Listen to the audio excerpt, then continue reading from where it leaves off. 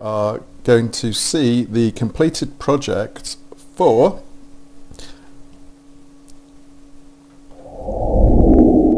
the YouTube Comments Downloader. Now, what is that doing? If you're interested in learning about APIs, it's not as complicated as you may imagine. There's no mystique to it. The easiest way of describing it is to say that using an API is equivalent to web scraping, and the API is effectively providing you with your selectors. So if you treat it like that, the rest of the code is pretty similar, and eventually you're outputting to a CSV as you would with web scraping. If I show you what I've done here, we've ended up with a CSV file which is identical to what we would have achieved if we'd actually used web scraping. So excuse this is done in LibreOffice. It's stretched out some of the rows, but the data's all there. Yes, honestly. So by doing it with an API, you're saving yourself the trouble of identifying the CSS or the XPath and writing all that. And if you're using something like YouTube, the documentation is excellent. You can see here samples. They even provide sample code in multiple languages, multiple programming languages. So it's very well documented, which makes it nice to use. And if that's of interest and you'd like to see, although this is YouTube, you can apply these principles to any API really. All you're doing is you're using ready-made selectors. If you know what a selector is basically a way of picking out the part of information you need from a web page. Hello. So what we are looking at is the list of items that we were asked to collect from a YouTube video, from a YouTube channel rather. So a channel has numerous videos, provided the user has uploaded some.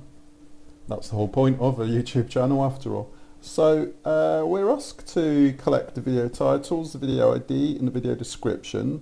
The reason I've mentioned those three is because if you've seen previous code that I've written, I've already done that. So I was familiar with extracting those from all the videos in a channel. And that code's on GitHub also. I'll put the link for that in the description.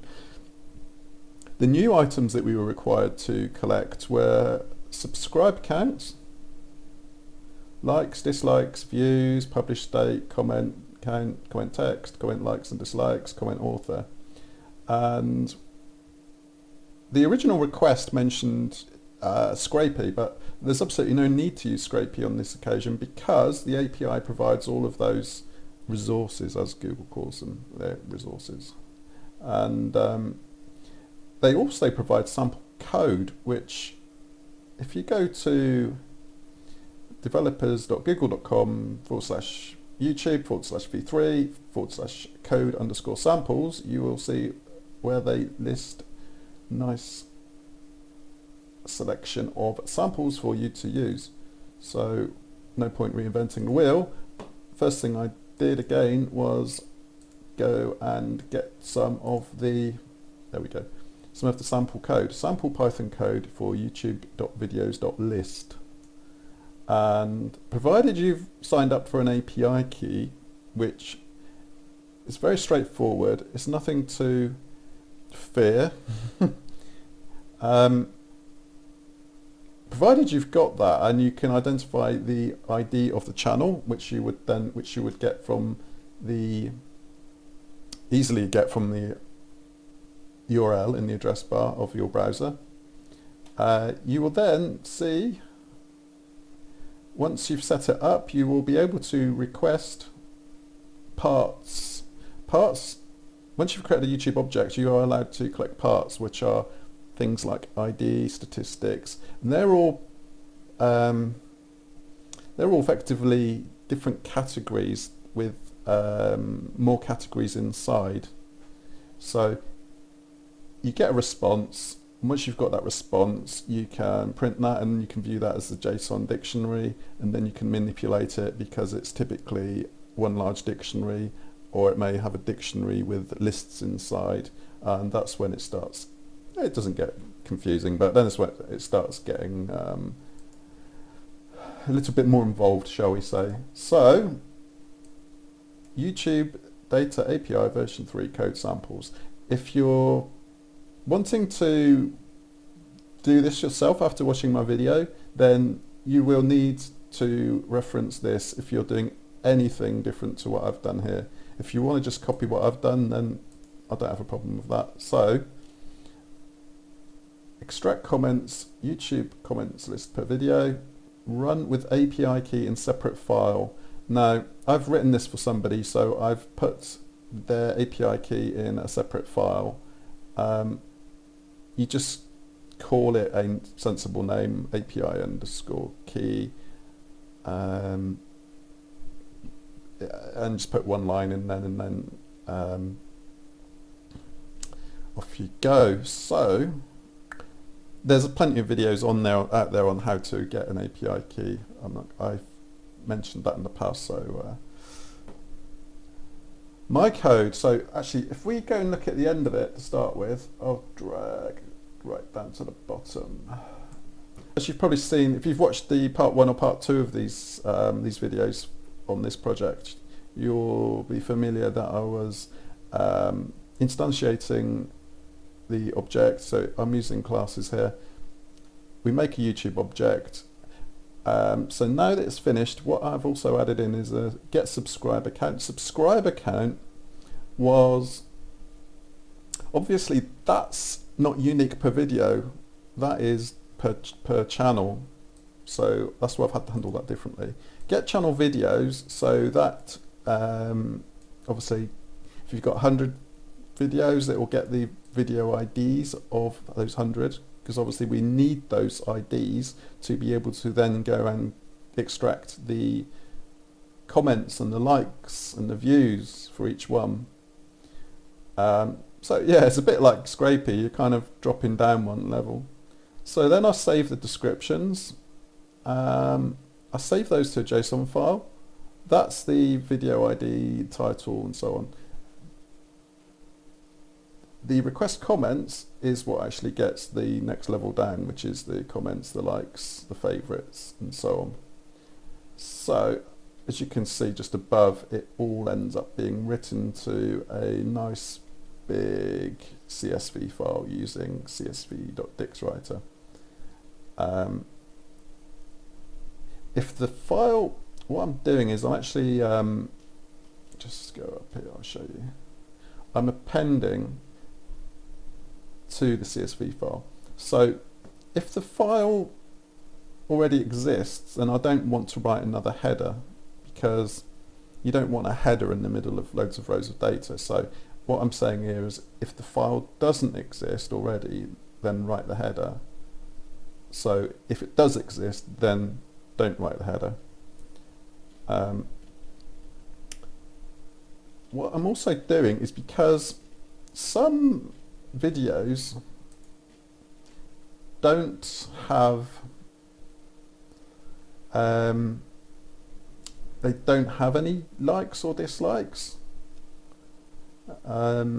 so if they don't exist, then I'm handling those separately. So that's all handled within try and accept.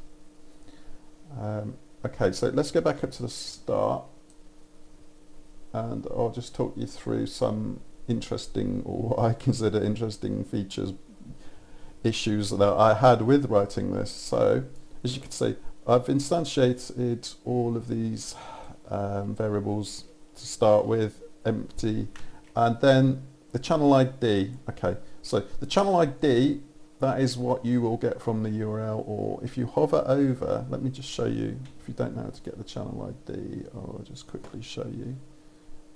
Just excuse me while I bring up another browser window.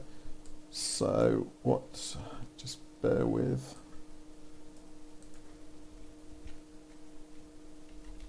YouTube.com.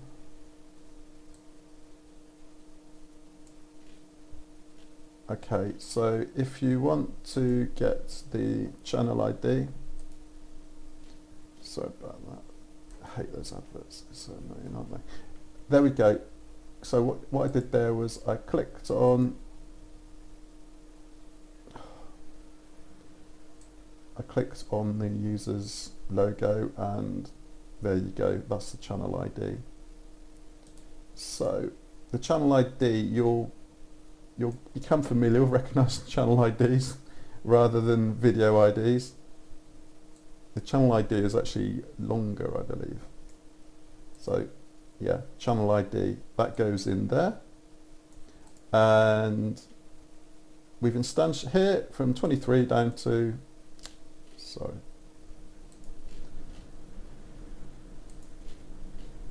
Why is my mouse not working? Work mouse.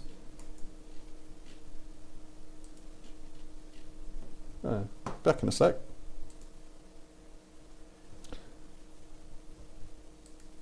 Okay, so I'll just run through the packages I had to import as well, because I kind of skipped over those. But the main the main one you'll need for using anything to do with YouTube Data API is this one: import Google API client.discovery. Again, the Google documentation will cover all that. It may change, so if you're watching this in the future, it may be called Google API Python Client version 2 or whatever. So yeah, always follow the official documentation rather than relying on this video, because if you're watching this in 2025, well, things may have changed. Okay, banner, that's just a little fluffy banner to show to the end user that it's running nicely. Yeah, okay, we've covered packages. Yeah, banner, instantiate the class with these variables. Okay, so this is where we use the Google sample code that I showed you in Sublime just now. If you take all of this from their sample code, this is all built in for you. They put it inside a main function, but I'd kind of stripped that out and put it inside my own, which you can see. I called it make YouTube, so it's making a YouTube object, but that code there is taken from what I've just showed you from the sample code. Right, next, the first task, which I've actually added in last because I was hoping it was going to be a bit more straightforward. I didn't realise I was going to have to go and identify a separate part, but get subscriber count. So the channels list has a part called statistics, which is effectively a branch off of the main resource. So there's various different resources called statistics, snippets. You'll see all those when you look at the documentation, but to get a subscriber count, there you go. And the reason why I've had to use that there is because there's a list inside the dictionary. Okay, so next we've got the subscriber count. Good. So that is that one.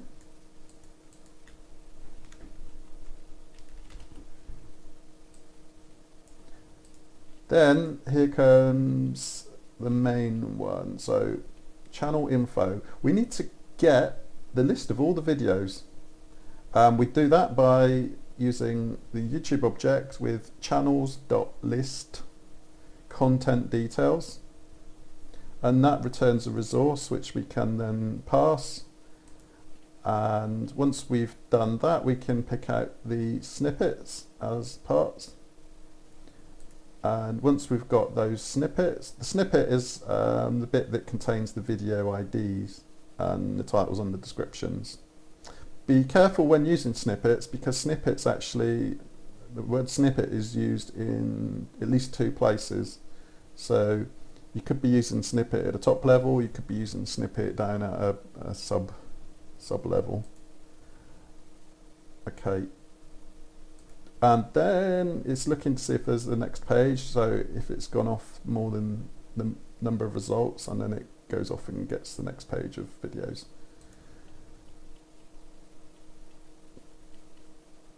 Get ratings. Okay, so the ratings are comment count, view count, dislike count, favorite count, like count. These are all inside statistics, which makes sense. But again, they're inside a list, so you need to use the index of 0. And those 5 variables get set, provided they exist. Now this is very important. If the video hasn't been liked or disliked or favorited or comments, then potentially those keys won't exist. Now, when you're handling a dictionary that may or may not have keys, you can get an error. So to handle that, you need to use get.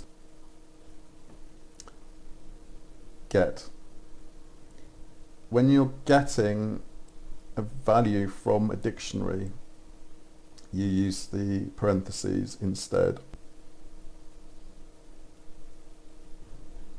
Okay, so yes, if you don't know whether the key value pair will exist or not inside the dictionary, then use get, because that will stop you getting an error and it will stop your code breaking. So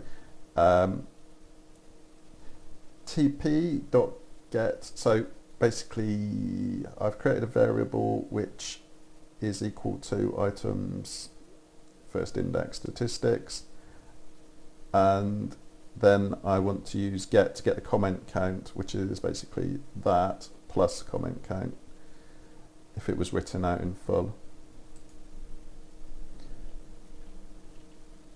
Next, we want to save the description. So once we have the video title description and publish that, which we got from Get Channel Videos, we just then want to pick out the title, the description, publish that, set the variables, because they will then be put in to the JSON file. So description desk.json. So when the program runs, it will create one JSON file and one comment CSV. Now the JSON file collects title, description, publish that. It's good because it also provides you with a visual. It's a lot easier to read this than it is to try and scroll across a CSV file where everything's sort of all scrunched up.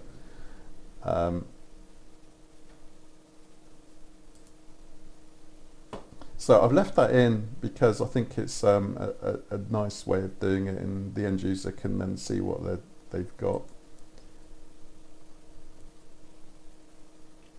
Next, request underscore comments. So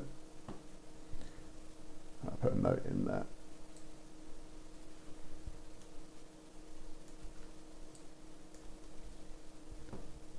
What we're doing is we're opening up the JSON file and we're picking out the video ID, the title, description, publish that, from the dictionary,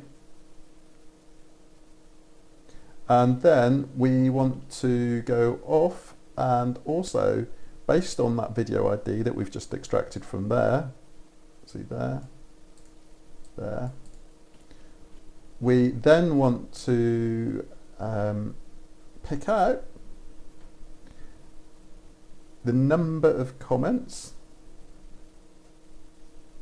and we will also go through the response from the comment threads, which is another resource inside the YouTube object.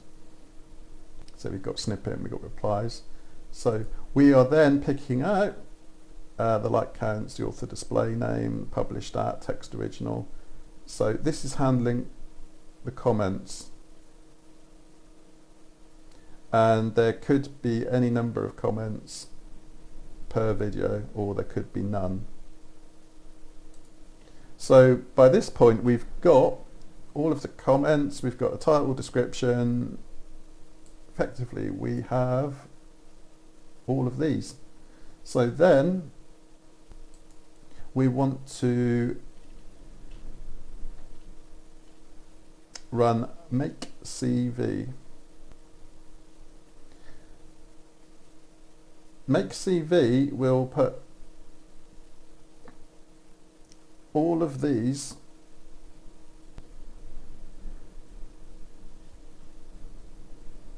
okay, so make CV, make CSV, not CV. CV is a bit of a dirty word at the moment, or dirty initialism. Okay, so make CV, we'll run through that because that's down here. I'm just printing stuff to the screen here so the end user can see some output whilst it's in progress. If comments are not available on the video, then I'll just print to the screen, no comments available, because sometimes comments are disabled on videos, so I've got to handle that separately. Okay, so make CSV, which is, if you were doing web scraping with Scrapey or Beautiful Soup, this would be pretty much the same. You're taking a CSV, you're using import CSV, and you are checking if the file exists. If it does, then you're appending to it. And as I showed earlier, you then need to check if it does exist, then you don't want to write the header, but if it doesn't exist, then you do want to write the header. And standard format for, you create the writer object, and the headers here, so these are all what will appear in the first row of the CSV or Excel, if you want to call it Excel sheet. Once it's written, you will have all of what you can see here in green will be the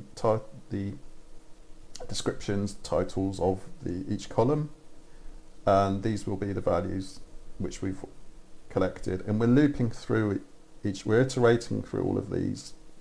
So if we've got 20 videos or video IDs, we'll iterate through every single ID and get all of this information for that video ID. And yeah, and then, as I say, if the video, if there's no likes or views or whatever, then we just put comments disabled and we print the bare minimum. Actually, if comments, we basically do this if comments are disabled. If comments are enabled, we'll still pick out the like count and the view count, and it will just appear as 0. So I hope that makes sense. And if you'd like to use the code, it's all on GitHub, it's all free. And you may see other videos on YouTube which kind of, they'll kind of show you in 8 minutes, and you won't really learn very much, but hopefully I've described how this works. Not a tutorial as such, but I've described each stage, and unless you do exactly what I'm doing, in which case you might as well copy my code, all I can really recommend to do this by yourself is to start with this. So go to this URL, get this code, and provided you've got your API key, pick out a channel, and off you go. Ignore that bit there. You don't actually need the you don't need that for doing what we're doing here. And yeah, there we go. And you don't need that either. So yeah, you can selectively edit this down to make it a little bit more friendly looking. But what you're dealing with is you want to get a response, and this response is no different than if you were using Scrapey or Beautiful Soup. Get your response, which has got everything in it, and then from your response you want to pick out the bits that you need. And with the YouTube API, the bits inside are called resources, and then you get a resource inside a resource, and that's when you need to start being smart with your dictionaries and your lists. And if you use object-oriented programming, you use classes, you can then handle that in a much more logical and easy, believe it or not, way to write your code. So yeah, thank you for watching. I hope this has been interesting. It's taken a fair amount of effort to write the code, and if you like the code, well, have a go, download it, try it. If it works for you, let me know. If it doesn't work, contact me also. One other thing I would say is I haven't shown you it working, have I? What you need to do, I'm running Atom here. I'll quickly show you what happens if I try and run it inside Atom. Right, there we go. Unicode error, ASCII codec can't encode characters in position 122, 121, 122, ordinal not in range. Okay. The answer to that, run it in terminal. I always prefer that anyway. I'll use the IDE or my editor when I'm writing the code, but for actually running it, here we go. Actually, what I need to do, just bear with me, I need to delete the JSON file, and I'll delete the existing comment CSV file. There we go. And if I just close that, bring up terminal, make that full screen. Actually, let's I'll just clear the screen for you, just make it look nice. Okay, so comments list.py, off we go.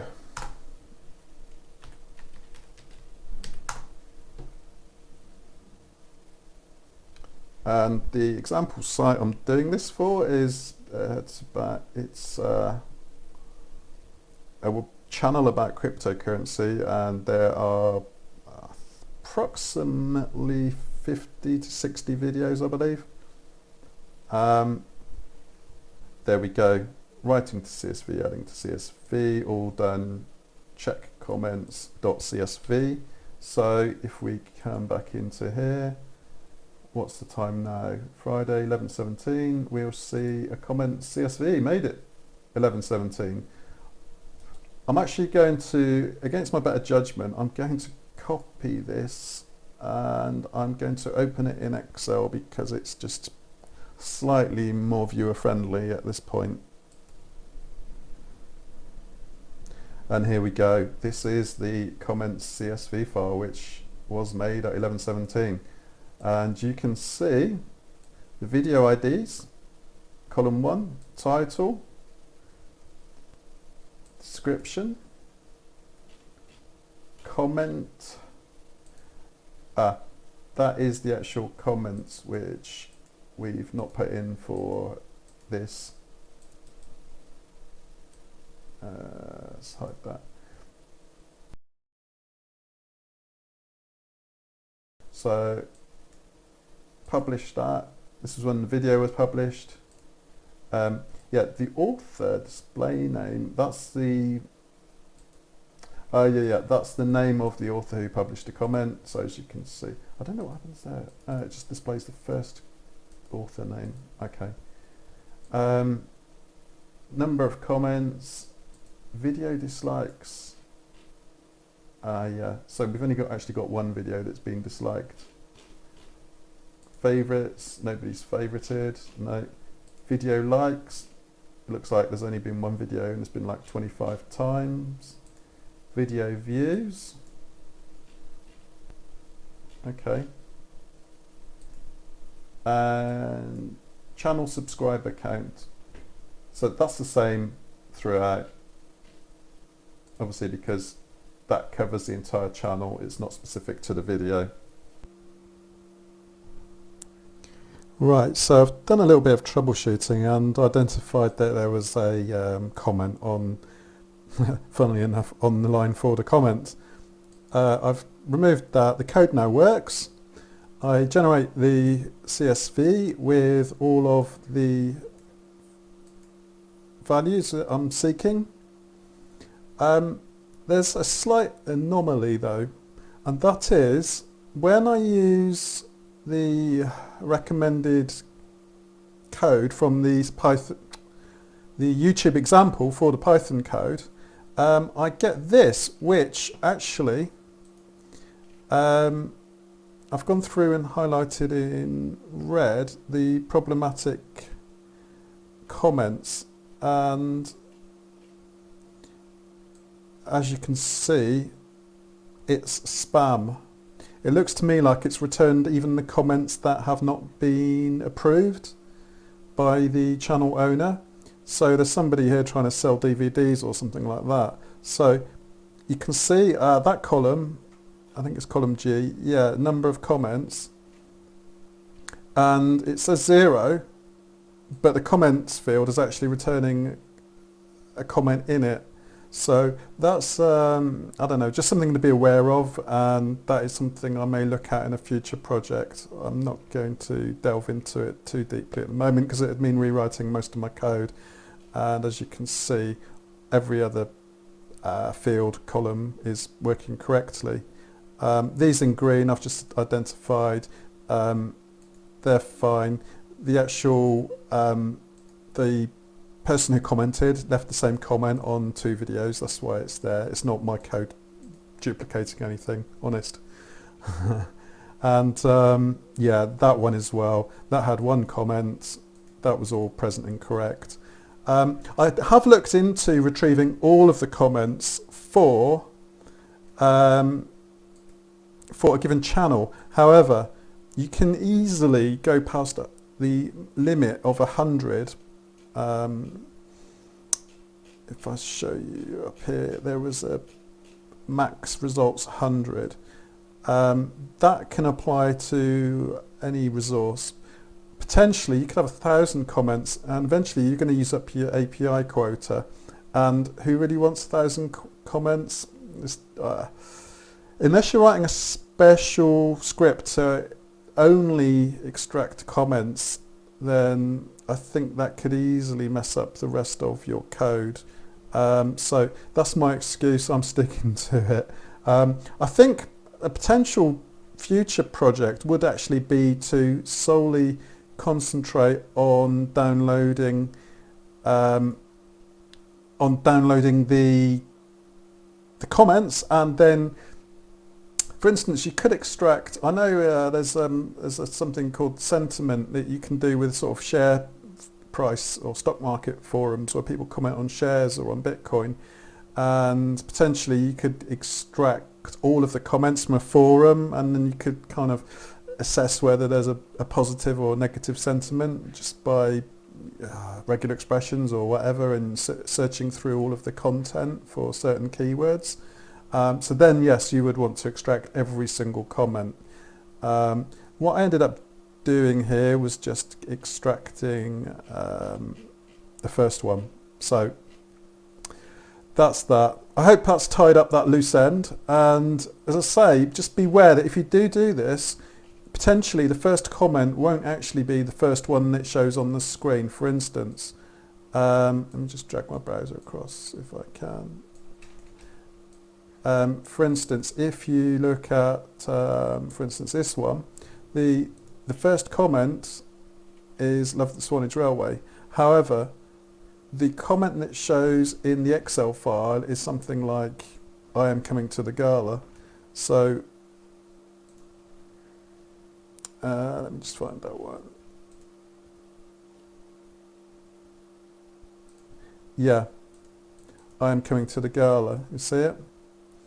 So just the first comment, or what's called in YouTube, is called, I think they call it the top level. Yeah, the top level comment. The top level comment doesn't mean it's the top one you see on the screen. So I hope that's tied that up. And yeah, look out for maybe a future video where I will concentrate exclusively on the comments, and then we will really delve into the comments side of things.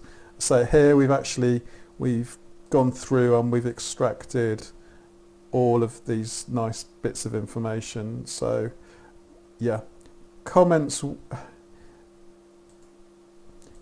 actually mean if you have one comment per row, you could potentially have 100 rows all with the same video ID. And that in itself is not a problem, but as I've written it at the moment, is probably more useful. I don't know. I've not actually written this for myself, so yeah. Thanks for watching, and don't forget to subscribe.